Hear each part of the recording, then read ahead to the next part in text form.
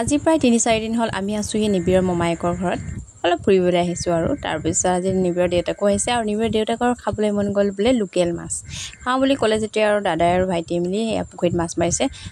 লগতে নিবিড়ৰ দেউতাকেও থাকিব নোৱাৰিলে মাছ মাৰিবলৈ সিও নামি গ'ল তাৰপিছত আৰু কি নিবিড়ৰো যাবলৈ মন চিঞৰি আছে পাৰৰ পৰা মই যাম পাপা তাৰপিছত বাপেকে কি কৰিলে জানে তাৰপিছত আৰু কি তাকো নমাই দিলে পুখুৰীত তাৰতো বহুত ফূৰ্তি সি এনেকৈ নলা চলা পুখুৰী দেখাই নাই মানে আমাৰ তাত পথাৰ বহুত দূৰত আৰু পুখুৰী আছে যদিও এনেকৈ গা চা ধুব নোৱাৰে মাছ ধৰা নহয় কেতিয়াবাই ধৰা হয় আৰু সি ইমান দেখা পোৱা নাই সি ইমান ভাল পাইছে পানীত নামিবলৈ পায় মোৰহে অলপ ভয় লাগে মানে তাৰ বেমাৰটো খুব হৈ থাকে ন সেইটো কাৰণে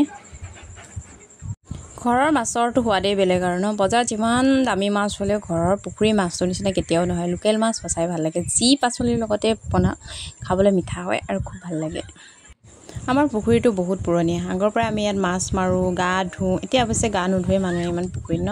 মাছ পালে 2-3 কেজিমান প্ৰায় তাকে